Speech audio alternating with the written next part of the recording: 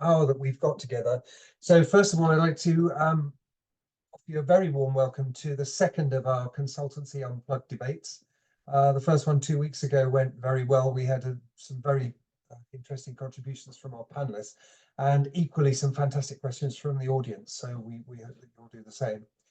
We are Applied Strengths. My colleague Mark Erskine and I are joint sole partners for a tool called Life Orientations, which is a behaviour profiling tool. We're hoping, obviously, that some discussion around the importance and the value of behaviour in leadership will come out, but it's an open script today, so we'll see what our panelists and what our audience have to say about it.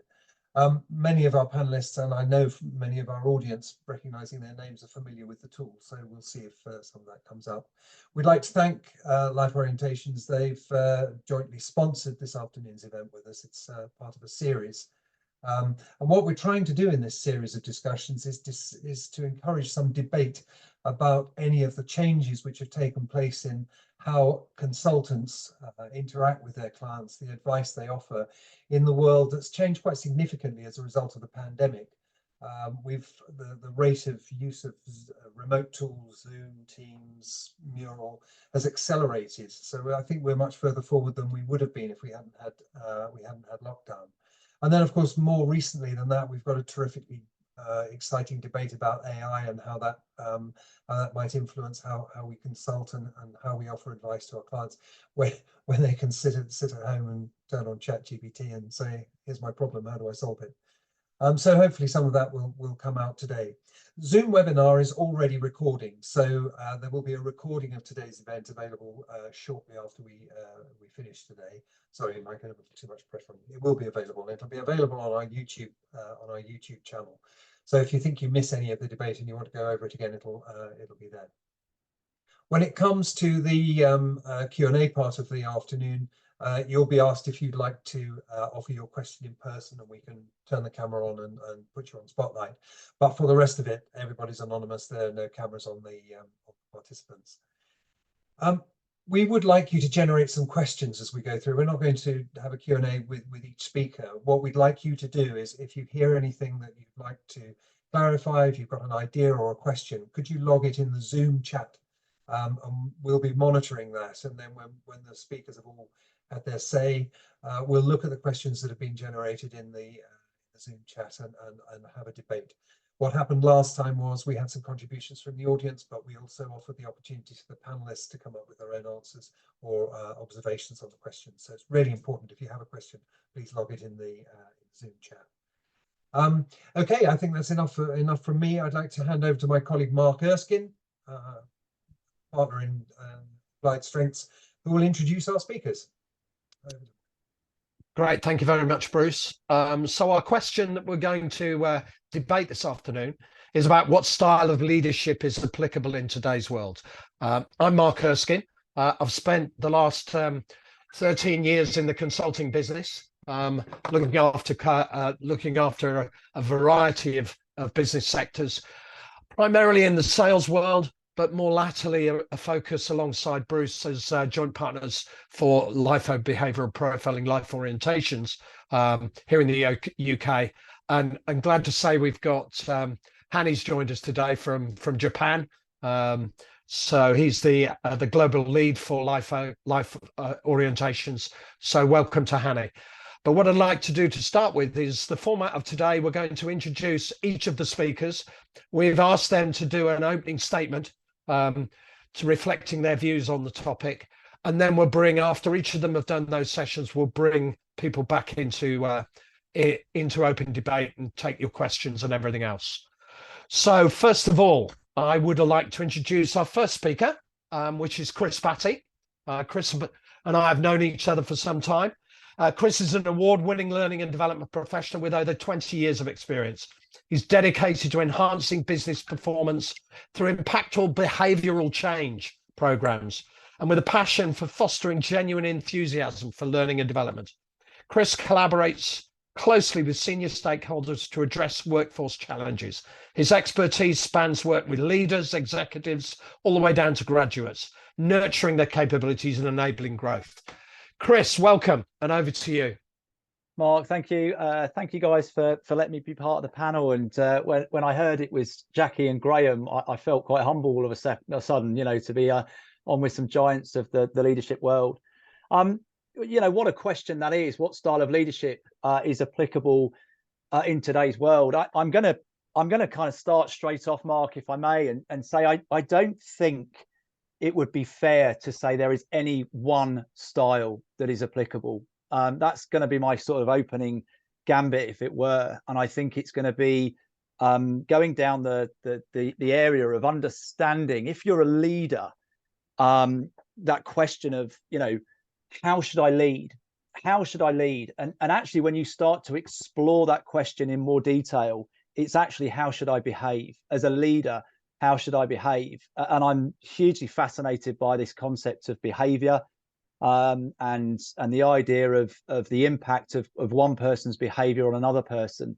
And I think that brings open all sorts of areas and topics around emotional intelligence and things like that. And I'm sure we will get into those in greater detail in the discussion.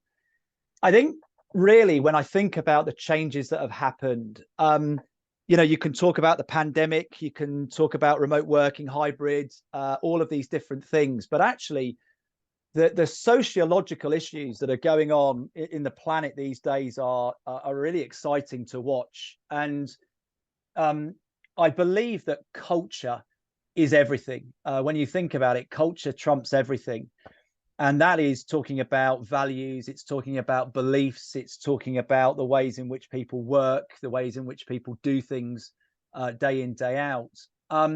And one of the biggest challenges I think leaders have got, certainly more so in the modern era than they may have done in previous generations, is how do we marry up the concept of culture and diversity? Those are really, really difficult things to sort of bring together, because on one hand, there are huge benefits to diversity. And we recognize those, we understand what those are for all of the good. But we also recognize the power of culture and having a culture, the way you do things. And so I think leaders have got to be both open-minded and understand how they bring those open-minded and bring some form of cohesion to various different views and opinions. And the generations that are coming into the workforce over the next few years, they are going to have their ways of doing things. And that's really going to be an interesting way for leaders to be thinking about. And I suspect that we ought to be talking about that on this particular debate as well, Mark. So I don't know if I've gone on for too long, sir, but I'll pause there if that's okay. Yeah, great. Really great introduction, Chris. And I really picked up on quite a few things you said, and totally on the same page with you. It's about culture, it's about behavior, embracing diversity. It's a common quote when people say, what is culture? Well, it's the way we do things around here. And I always find that's an interesting statement today, because when there's no here, when people aren't in the same physical building anymore, what challenges that's going to bring. And I think it's for me, it's going to be one of the biggest challenges for organizations moving forward, is how to maintain that corporate culture. So great introduction. What I'd like to do is, however, is bring Jackie in now, if I can. Thanks for your introduction, Tris. I'd like to bring Jackie in. There she is. So Jackie is from Mindset Practice, and she brings over 18 years experience in catalyzing positive transformation in leaders, individuals and teams. She's got a background as a registered nurse and health visitor, and a holistic approach to leadership development, resilience and well-being sets her apart. Jackie has successfully led leadership programs, coaching initiatives, advocating for nurturing emotional, mental and physical health. And we all know the focus that's coming into the workplace more and more as every month goes by. Her inclusive coaching style is inherently transformational, driving mindset change and cultivating a positive yet productive leadership climate. And I'm delighted to say she's been using life orientations for many years. Used to be a manager for LIFO here in the UK a few years ago. So welcome, Jackie, and over to you. Thank you very much. Thank you. Yes. Hi, Hanny. Nice to meet you or see you again. So thank you. Thank you for inviting me. Wow, that was a bit of an introduction. So that challenges my self-belief, which is one of the things that I want to talk about, I have to say. And thank you, Chris, for the really great links as well. So I'm just going to share a couple of slides because it just helps me, I have to say, just to follow a little bit of a flow and make some links.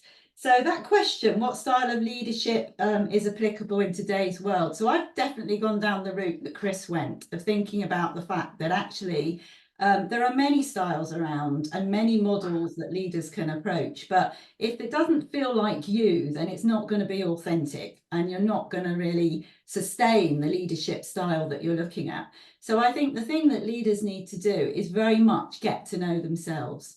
So we have a great tool set in ourselves, in our beings, in our human beings, which I think we forget leaders are sometimes. And the way we can use that with awareness of our habits and patterns and strengths and overplayed strengths, as LIFO beautifully demonstrates, really can give us great resources as leaders. But as this quote says, it's precisely that simple, but it's also that difficult. Because the habits and patterns and defenses that we bring into our leadership roles mean that we get in our own way sometimes, and we don't show up in the way that we want to show up. So I think it's important for leaders to understand when they're at their best, but also when they're at their worst, and what might be triggering some of that. And a way I think that is useful for leaders to understand that is to think about the impact. So a really great link to what Chris was saying, culture and climate. So the way that I behave as a leader creates a climate, it creates some weather around me, and that will be driven by my mindset. So my self-belief and what I believe about myself, perhaps as my capability as a leader. So maybe I've got some imposter syndrome going on. Maybe I've got a habit of pushing back and being a bit demanding when I'm under pressure or speaking over people. So therefore I'm starting to create that survival climate. So less psychological safety, less inclusion and diversity. So linking again to what you were saying, Chris, and less ability for people to feel like they can speak up and challenge. So collaboration, innovation, all goes down when we have a climate of survival. And obviously what we're looking for are some of the things on the right. So the increase in trust, less stress, less burnout. Definitely an issue for leaders, I think, with modelling behaviour in the current world and the fast pace that we work at. And more engagement and positivity. And ultimately, we want to come to work to enjoy ourselves. We don't, necessarily just come to work to get paid. So, as leaders, we've got a responsibility to help people, I think, feel more empowered and connected in that leadership space. So I think ultimately for me, having an awareness of my defenses, my mindset, my self-belief gives me an ability to be more adaptable, to be resilient, to collaborate, to create that psychological safety. And if I can get a handle on my growth and survival, and notice I don't say always be in growth, because none of us are in growth. I'm certainly in survival at the beginning of this session. It's really about understanding those patterns between the two, means that we can be much more effective leaders and authentic, and I think enable those that we lead to be so as well. And I would just leave it that leadership, I just think, is an extension of the relationship with ourselves. So thank you. Thanks, Jackie. Unsurprisingly, some great insights there from Jackie. Love the discussion around that, like the word climate as opposed to culture. That adds something to me. And this understanding that it's all about self-awareness. It reminded me when I was doing some work a little while ago, and I was looking at self-awareness, and I was looking at quotes from people who said self-awareness, how important self-awareness was. And I came across a really eclectic bunch. I came across Aristotle said people's success was down to self-awareness. Maslow said exactly the same. Billie Jean King said the same as a tennis player. And even Dolly Parton said the secret to her success is self-awareness. Understanding yourself and how you behave is just critical. So, that mindset, that growth mindset that leaders need to grab onto. I think great points, really interesting. Just a reminder before I introduce our next panelist is post those questions in the chat, if you would. So yeah, we're going to open it up after this next session and open it up to questions and debate. Robert, I see you've got your hand up. If we can just wait until after the next bit, we'll come to you for sure. So, White, what I'd like to do now is introduce our next panelist, Graham Wilson. Graham is a leading performance facilitator and inspirational development of leader. Developed Success Factory there, Leadership Revolution, with a global reach and expertise in new world leadership, senior team development, strategy, business modeling, organizational development. I don't know what else he doesn't do. He's made a profound impact on organizations worldwide.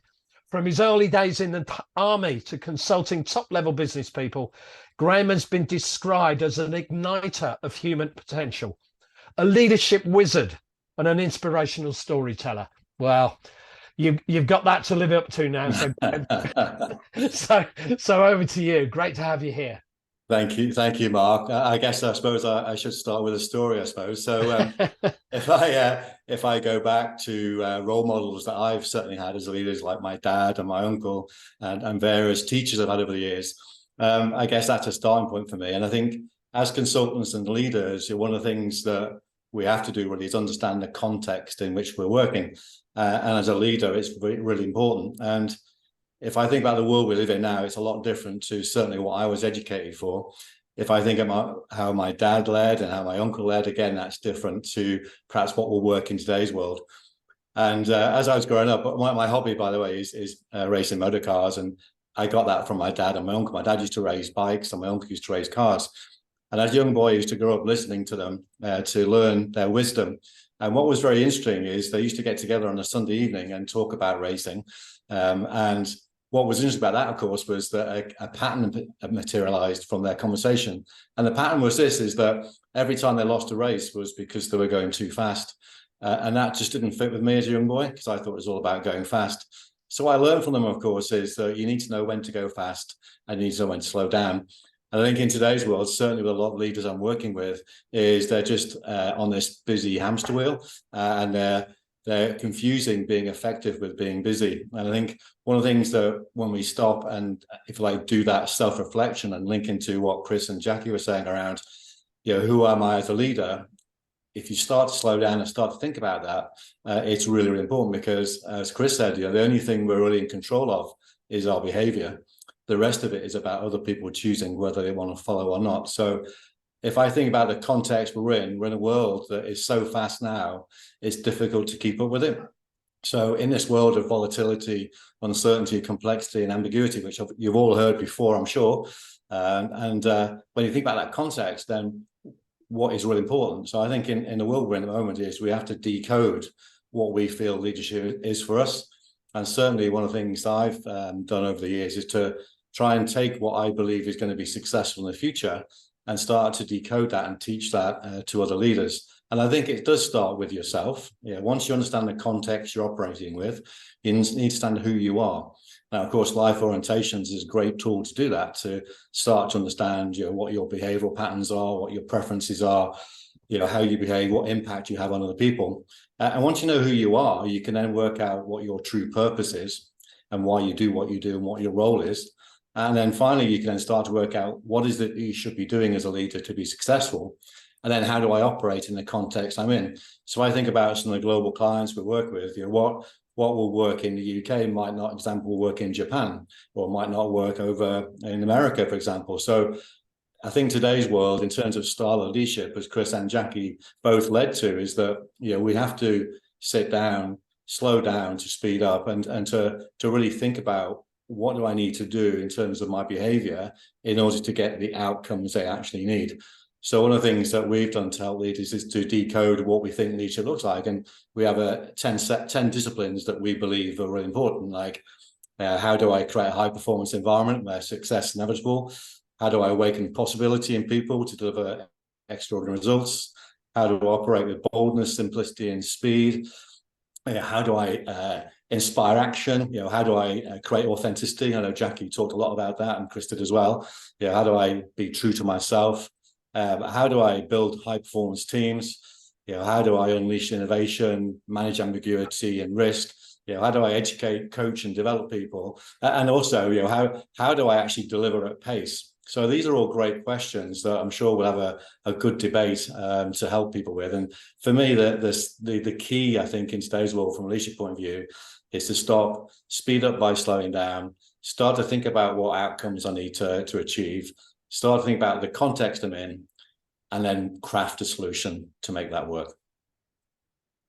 Thanks, Graham. I mean, some great insights there. Absolutely, from me. I mean, the issue about learning to slow down. We're in a world of, what is it they say, 11 billion, bombarded by 11 million bits of information per second. Yeah. How do we cope? And then you reeled off all of those leadership behaviors and things you need to think about, and what a complex role it is. So really, really important. And the point that I thought about as you were talking is this slowing down bit. And we just race from one engagement to another, and virtual has exacerbated that, because we jump off one call onto another. And when we were going out to see clients more face to face, we had that reflective time on the way home, that reflective time, anticipation of what was going to happen. And we're missing out on a huge amount of that, for me. And leaders need to understand how to manage that, how to embrace that, how to utilize it. We need to get better at so many things. So great insights. So Bruce, going to pass to you to open the debate for questions. Okay, thanks. Thanks very much, Mark. Robert raised his hand just before the last speaker. Robert, are you still there? Did you want to ask a question? Yep. Come back to us if you do. We've had a reaction from Melanie to Jackie's comment about leadership being an extension of ourselves, being the key to successful leadership. I've done quite a lot of work myself with some major consultancies, and the buzzword was always authenticity as a leader. And I like that idea of knowing yourself. And like Mark, I love that idea of a climate, that we create a microclimate around ourselves, and that's painted quite a vivid picture for me. So I'm looking at the chat column. We haven't got any questions yet. I have a question which I'd like to throw in. We talked quite a lot this afternoon about the objectives of leadership and the goals that leaders would like to achieve. One of the things that we like to encourage in this debate is the tactics. How in this new environment are those goals going to be achieved? Given that we haven't got that ability to say, Mark, can you just pop into my office for a moment? Can we just chew the fat over this thing and have a cup of coffee? Because in a hybrid world, it's possible, but it needs to be a bit more planned. So in terms of the skill set required to achieve those objectives, what do you think the future is for the skill set for leaders? I don't know if any of the panelists want to pick that one up. I'm happy to start the debate on that, Bruce. I'm quite happy to do that. So I think from a skill sets point of view, I think it's an interesting question, really. How do I get results through when we're perhaps in a more virtual world, more hybrid working world?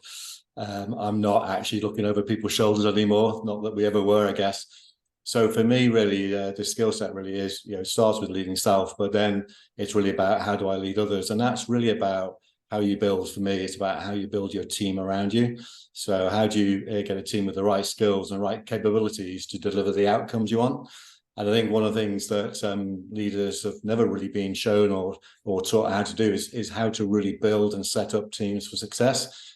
I'm sure all of us as consultants over the years have actually delivered many team building sessions, but really in reality, my belief now after 30 years of doing it really is, we should be teaching people how to do it themselves in the workplace, rather than doing it for them. So I think probably the first skill set for me is around how do I build a team that has clear direction, has the autonomy to perform, and I'm there to support and really probably get out their way and let them deliver. Because in today's world, it's not possible for me as a leader to have the answers anymore. It's more about how do I collaborate with people, how do I How do I get people to understand the situation, develop solutions themselves? I mean, ideally, I need a self-managed team to go out there and do the stuff that needs to be done, so I can step back and be more strategic in what I do in my thinking. So that'll be a starting point, I would say. Okay, thank you. Chris or Jackie? Yes, Jackie, thank you. Yeah, I think linking to Graham, you know, how do I do that? And the word that I think comes to me is trust. So how do I build that foundation of trust? Because I'm not looking over someone's shoulder, and actually my habit is to do that, or to be in control of things. So how do I manage that? Again, managing my own defenses in order to make sure that, you know, I create that climate of trust that I was talking about, give people space, allow people to work in the way they want to work, and allow people to take initiative. And I think linking as well to Graham's point earlier about slowing down, we all go so fast, particularly in the virtual world, that we become really reactive. And if we can slow down, then we can be more deliberate and clearer on our intention of what we're doing in those situations. You know, am I jumping in on someone in a meeting because actually I'm feeling really anxious that we're not going to meet the deadline and I'm not trusting them, or am I doing it because I'm wanting to support them? So where's my intention as well, which is going to impact the trust too. So yeah. Good. Thank you. We've had a post in the chat column from Nev, who many of us know. Nev's comment is a good measure of effective leadership might be to make yourself redundant. How do the panel think this goes down in today's corporate environments? Nev, I don't know whether you want to expand on that question. I've simply read out what was in the chat column, but if you'd like to go into the spotlight, Mike can facilitate that. There's always one Nev, isn't there? Yeah. Can you hear me? Yeah. Yes. Yeah. Hi guys. Hi, I don't know what you mean. I don't know what you mean by that, Jackie. I suppose I guess good leadership is empowering the team, and teams who become self-directed don't really need a leader as such, a nominated individual. They can generate leadership from within that team. But the fear then is, well, if I'm not shown and seen to be leading the team with all my shouting and pointing, then somebody might make me redundant. And this was always the thing, you know, from the 80s, 90s, people used to say, well, we can't do this as a leader because, you know, we'll be seen to be ineffective. But I'm just wondering whether people still feel that this is relevant today, you know, in our highly technologically orientated world. Are we still concerned that the money masters might say, well, you don't seem to be doing anything, we might as well get rid of you, you know? Yeah, good. Good Anybody question. like to pick that one up? Go on, Yes, Chris. Chris, go on, go for it. Yeah, thank you. It's a great question, Nev. I'm going to start off with, if you can make yourself redundant, good luck in the modern day world. You know, Graham's alluded to it, hasn't he? The world is so fast paced and things are happening left, right, and centre. I'd also argue that people are complex. Human beings are complex, and the challenges, I mean, you know, buzz scenarios now around things like mental health. As a leader, you've actually got to be more in tune with those scenarios now than ever. And so actually, to make yourself redundant as a manager might be possible, but to make yourself redundant as a leader, I think will never happen, because as a leader, it's about people. It's about taking people on a journey. It's about being behind them and encouraging them. It's about sometimes being at the front and giving direction. I don't think as a leader you can. I don't think that's a possibility in the fast modern day pace world. I'd equally say that in the corporate world, if you are at that position, your team is doing so well, you're probably going to get promoted anyway into another role. So I don't know whether that sort of gives any confidence around the question you're asking, Never, you know, but for me, I just don't see it happening, sir. I really don't. Good point, Chris. I can add to that with a bit of a story, if I may.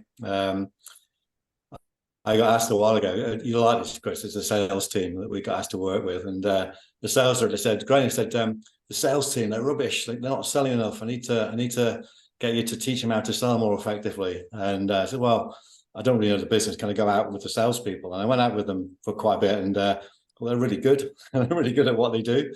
But I did notice we were only going out on a Tuesday, Wednesday, or Thursday, which I thought was a bit strange. I thought, what happened to Monday and Friday? And what I found, of course, is the sales director on Monday, he wanted them to stay at home and write a territory plan for the week of what they're going to do that week, and then send it into them. So he'd send them in at lunchtime, which he took it, then changed it, and then sent it back to you Monday evening. So they didn't go anywhere on Monday. And here's a question: what do you think they did on Friday? Any ideas what they did on Friday? Of course, they had to write a report, didn't they, about what they'd done that week. So I went back to the sales director and I thought, well, I've got to be authentic and courageous here. And I just said, no, the problem's not with the team, the problem's with you. Which point he sort of recalled in his seat and thought, well, I'm not going to employ Graham then. But what he realised, of course, is that his control over the team was actually stopping them. So my answer was, why don't we just let them sell on a Monday and Friday as well, and just get out their way? So I guess, Nev, to your point there, my point is we need to re-educate the money masters, don't we, and the senior leaders around what they should be doing. They shouldn't be controlling. They should just be giving direction, give autonomy, and then support people to enable them to do their jobs effectively. So, I'd be worried if I had a senior leader leading a team that was busy doing update meetings and getting reports and stuff like that, and not actually do the things that I'm paying them to do. Yeah, agree. That answers your question, Nev? Yeah, am I still on? Yeah. Yeah, absolutely. It's a discussion starter. I think you're absolutely right. The whole idea is to make yourself redundant as a manager, but as a leader, more and more opportunities come out. And I think it's that juxtaposition that people have to recognize, don't they?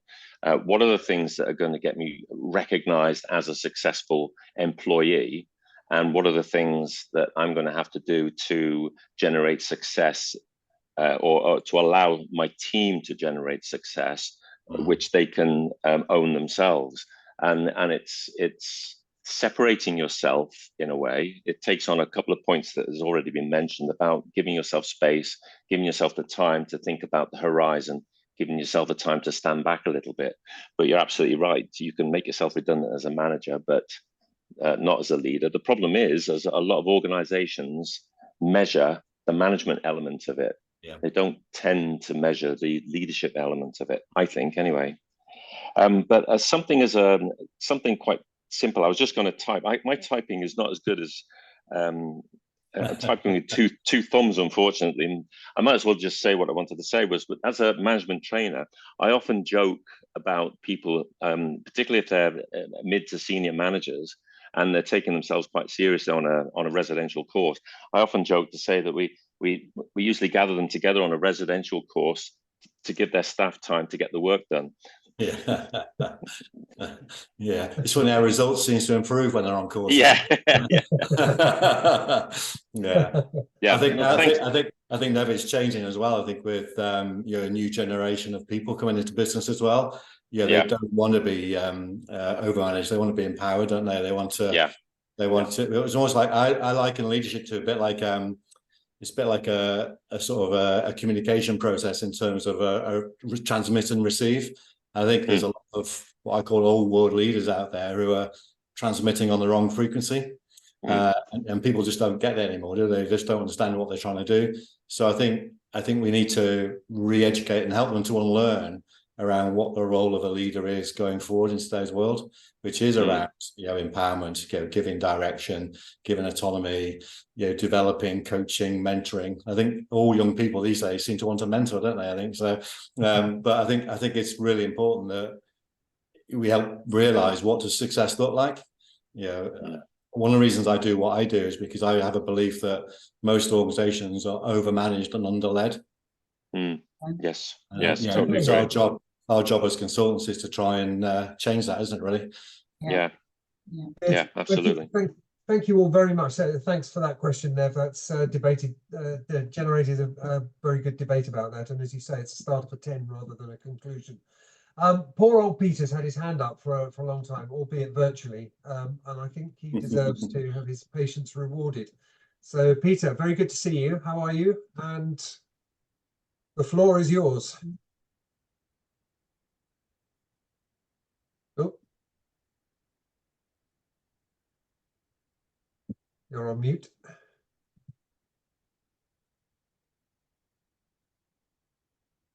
Try again. Can you hear me? I can, Peter. Yes. Yeah, okay. Welcome. Lovely to see you all again. Jackie, you as well. Been a while. Yes, nice to hear you. One of the things that's caused me to reflect about the whole process of changing behaviours is observations in highly connected digital communities. And one of the biggest blockages, I'm working with a change consultant at the moment, is fear. And because I'm a stage now in life where I don't have huge commercial responsibilities, I've decided to try and help a community. And the community consists of 75 chief executives of businesses, something like 20 chairmen of charities, 25 councillors holding jobs in local authorities, and various other groups. And together with some change management specialists, I formed a little business where I live called Ledbury Together. And its function is to be a social enterprise, a not-for-profit, but to get people to work together and collaborate and build trust. Now, Jackie, you raised that word trust, and I use it a lot. I call it the bridge of trust. I trust you, I trust Mark and those I know and Bruce. And once you've built that bridge of trust, you can carry anything over it. Yeah, whether it's a product or a service, because we actually trust each other.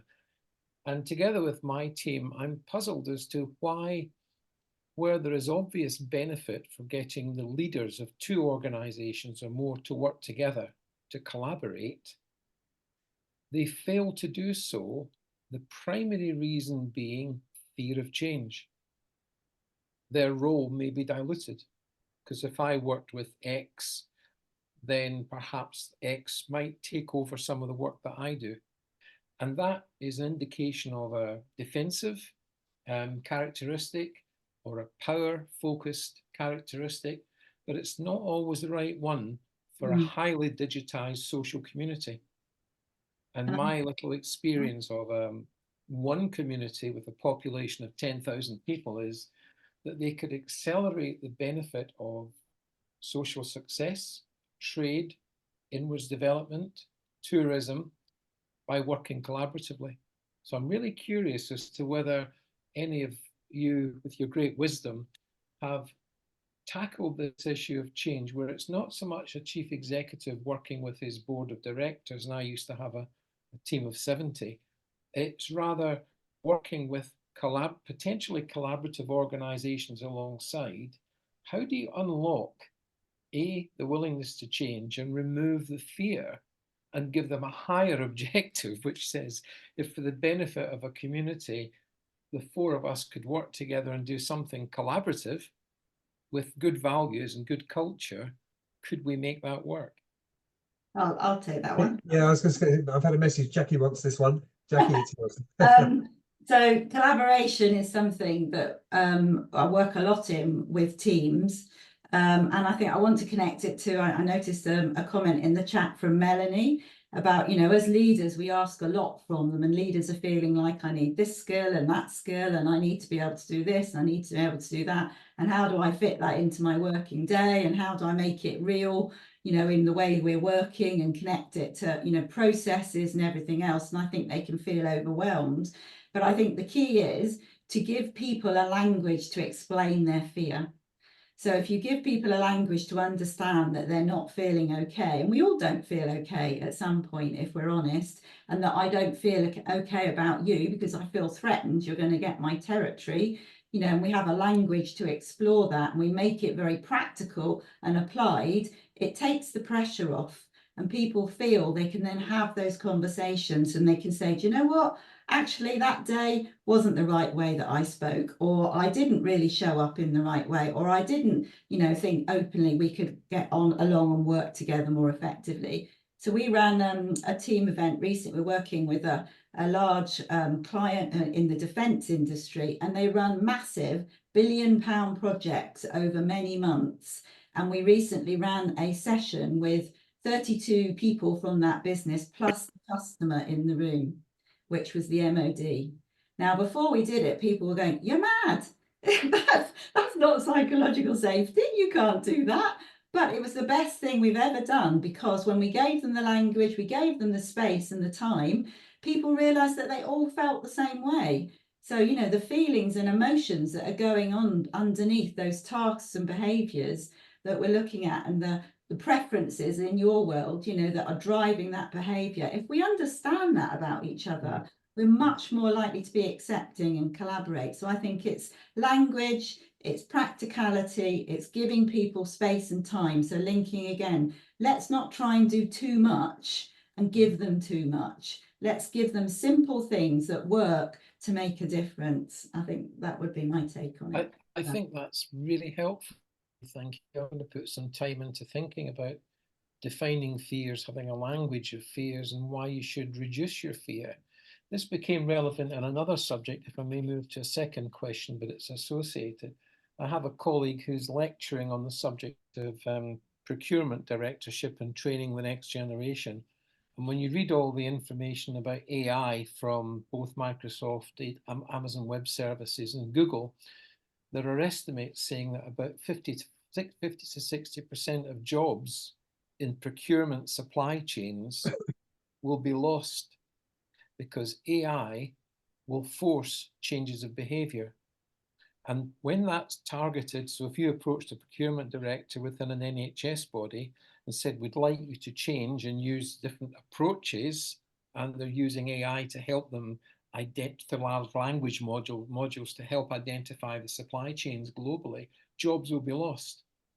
And one of the biggest obstacles to improving efficiency and increasing productivity is the fear of those who don't want things to change. And come back to your language implication, because in those circumstances, someone might lose their job. So they're not going to work with another party to make improvements. Turkeys don't vote for Christmas. So we have a huge challenge facing psychology of people who are currently leading businesses and processes. So again, Jackie, would your language explanation and coaching help people find ways to reduce fear? Absolutely, because if I understand that the video's gone off. If I understand that, you know, I would use the word survival. So in my business, we use the word survival. So if I understand where my survival fear is coming from, what's driving it, and you can connect it to LIFO. So you think of LIFO favorable, you think of LIFO unfavorable. That's often when I'm in fear, when I'm trying to do something differently. So I'm in survival and I'm trying to get something right. So, you know, if I understand where that's coming from, how my self-belief, my belief about myself, that I don't want to let go, because if I let go, I'm not going to be needed. I won't be important. I won't feel significant anymore. Whereas if, you know, actually it's probably to the other effect, that if I let go and collaborate, I'll actually be more important and significant, because I get to influence the role going forward. So understanding that, I think, in helping people to accept it, be more present with those emotions, and then have choices about what they do, for me, is the key in many, many situations. Great stuff. Thank you very much. Thanks for those questions, Peter. Great debate. We must move on because we've got lots of people who want to speak. Robert, who was going to be our first contributor, but I think was having a bit of trouble with his mic. Hopefully you're back with us now, Robert, are you? Yes, I'm on. Yes, hello, welcome. All right, great. Hey, so first I'd like to say hello to Jackie. I haven't seen her in a long time. We're both graduates of Will Schutz's program on inclusion, control, and openness. So Yeah. Hi, Robert. good to see you. You look great. Thank you. Here's what I'm a little surprised that you guys aren't advocating stronger for a democratic style of leadership. I'm absolutely terrified by the kind of leadership that I see in the press. Now, I'm in the US, so it's a lot different. And we see Trump and Putin every day, and Netanyahu as well. And I can't help that translates to business too. It certainly does in what I see. I consult with Nike and I see that they've lost their ability to tell stories now because of an autocratic view of things and laying people off and all that. So I understand what you're saying, and I believe in everything that you said because you're advocating so strongly for it as you talk, but you didn't lead with it. And I think I'd like to hear you be a little bit more strong about taking a position of, my gosh, this autocratic strongman crap is not what we need to be thinking about or talking about in terms of leadership. Okay, good. Thanks, Robert. Would anybody like to, Chris? Yeah, I'd like to build on that, Robert. Good comment, points. And I think you're right. I think, as I said before in my session, the leadership is contextual. And I think if you think about what happened in the during the pandemic crisis, we had to shift our focus and take control and survive. Whereas perhaps now we're moving out of that and back into growth. We need to change our style again. But I think you're absolutely right. I think command and control leadership is in my view, it never really worked, if we're honest, but we got away with it for quite a few years. And it is around, an empowering democratic style. It is about enabling other people. But knowing when to step in and give direction, I think is key to it as well. So I think Chris mentioned, you said, I think at the start, there's not one style that fits all. So I think the skill of a leader these days is to understand the context you're in and use a style that's appropriate. So I'd rather have a leader who can craft solutions and decide on the right style rather than saying, this is the way I'm going to lead and stick to one style. I don't think personally that is the right approach. So again, we need to I suppose be careful how we position what a great leader should do in the future going forward. Great, thank you very much. If I'm Chris, yes, if you'd like to make a quick response.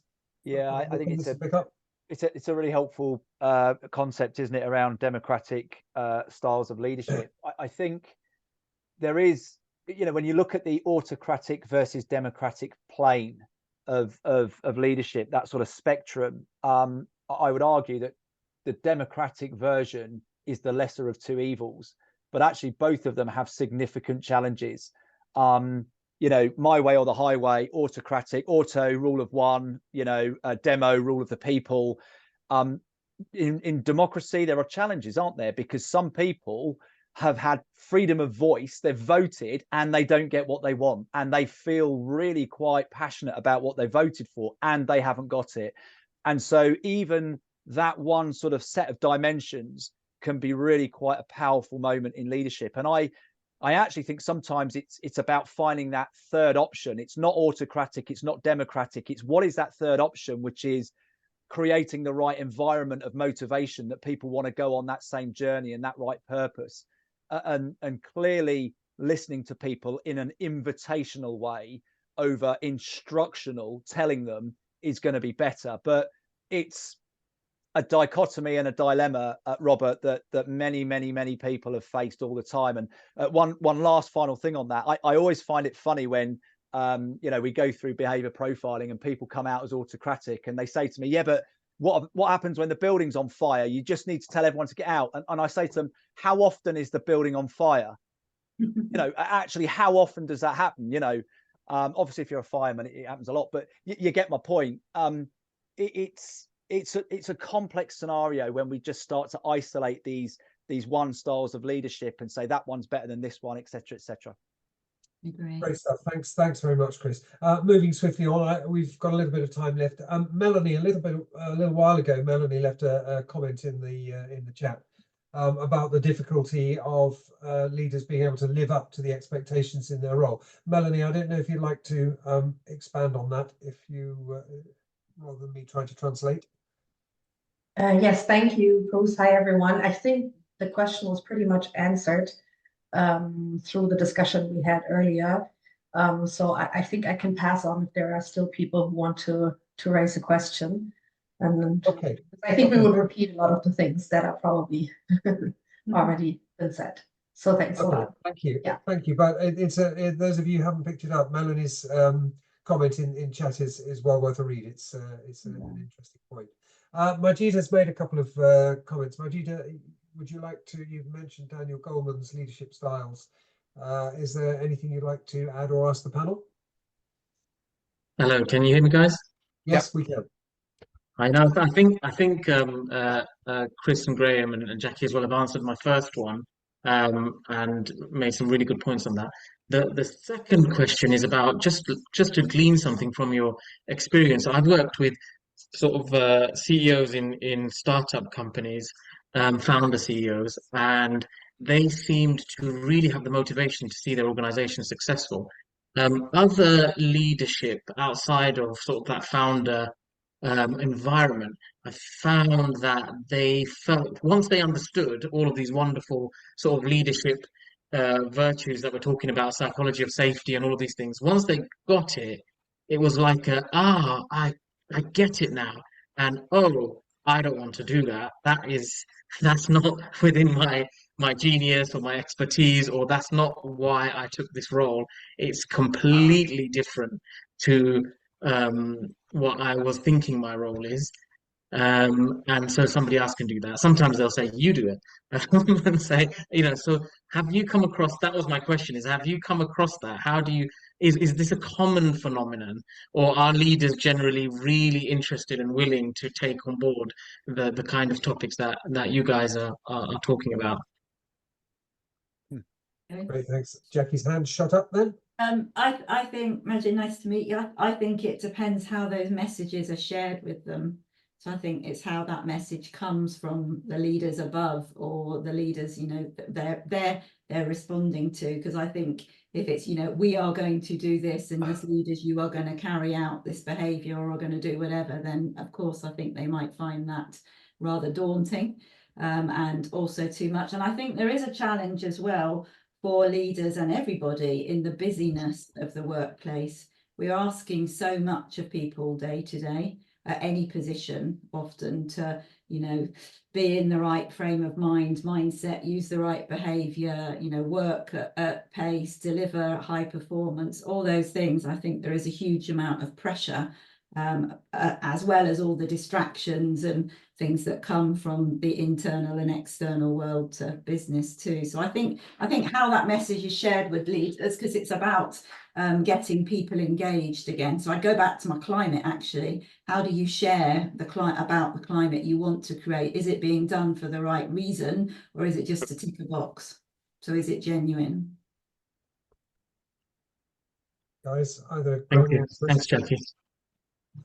Yeah, I'm happy to offer a couple of thoughts. I think it's a fabulous question. I really do. And people that start up a business, founders, often CEOs that are, visionary, and they have that idea, they can be, hugely motivated to push on with passion on that particular goal or that particular version of what they're seeking to achieve. I'm often with those people that have founded business, which is specifically what you were talking about there. That motivation to change can be quite quick. You're absolutely spot on, sir. By the way, I probably suffer from that myself. I mean, I run my own business, and the team probably think, oh, he's come back with a new idea. And of course, my motivation to change is because I'm looking at a bigger picture there. I'm not looking at a particular goal or objective. The only way to pull out of that is to lead with purpose again. What is the bigger picture that we're seeking to achieve here? And how do we go about doing that? That is about having, key people in key seats, and it is about discussion and debate. It is about owners using their ears and not using, the selfish gene of what's in it for me. And that's really important. Fascinatingly, the non-conscious brain in employees will pick on things and pick up on things that are happening far more than the conscious brain. And we will act more on the non-conscious brain than we will act on the conscious brain. And therefore, understanding our behavior patterns and the way in which they're manifesting themselves is hugely important in that area, Majid. So I think it's a brilliant question, sir. One that, it warrants its own webinar alone. Great. Okay, thank you very much, Graham. Any thoughts on that? Yeah, I was just thinking around what Jackie and Chris were saying there, but my thing is around about how do we get people to change. Some of the links into Philip's question as well, I suppose. And how do we, if you think about a startup leader, I think what I found working with startups is you have to, I suppose, take them on an educational process and help them on a learning process to understand why they need to change. What stage of their business is actually on, and what is required from a leadership point of view at different stages. So I've seen a lot where the business starts off a great idea and it's chaotic and entrepreneurial, and it's great culture and everyone's mates together. Then it gets bigger and bigger and bigger. Then suddenly, this style of leadership needs to change a little bit. So going to Chris's point of getting the right people on board does help. But I think fundamentally it is about keeping focus on your purpose, keeping focus on the values and your goals, but understanding as the business develops, you need to develop as a leader as well. So I think how we get them to accept that is around helping them to understand why they need to change.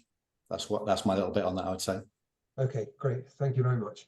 Okay, so the clock is marching on, and I'd like to thank, first of all, I'd like to thank our panelists for responding to the questions. They get these balls coming at them and never quite know what's coming. So thank you all very much. And I'd also like to thank those of you who posed questions. It's really good. We've had even more questions than we had last time from the floor, and some of you have been kind enough to say that some of your questions have been answered. So that's kind of what we're aiming for.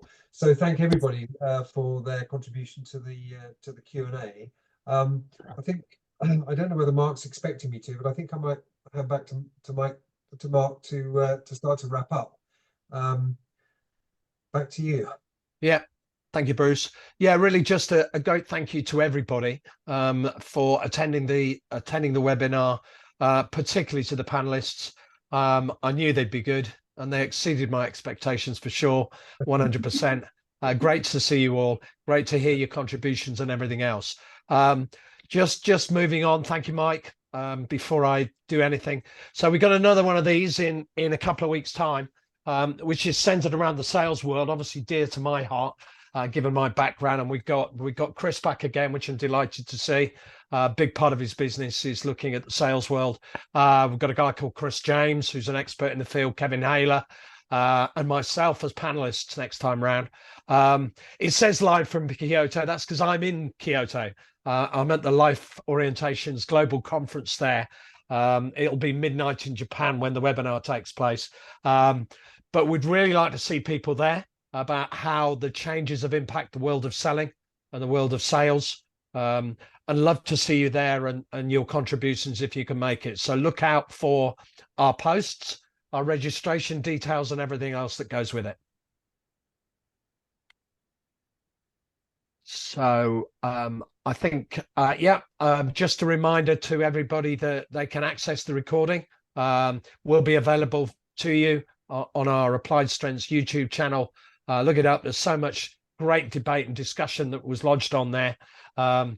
Majid, I know you sat there saying, thank you so much. I made notes. I couldn't remember all of the great insights we've had today. So it'd be well worth looking at the recording and reflecting on it. We talk about how busy we are in the world, but, take the time to reflect on the comments that were made, the insights that were given. And a great thank you to everybody. So thanks for attending. Thanks to our sponsors. Hanny, I think you're still there, from Life Orientations. And we'll see you next time. Thank you. See you next time. Thanks again.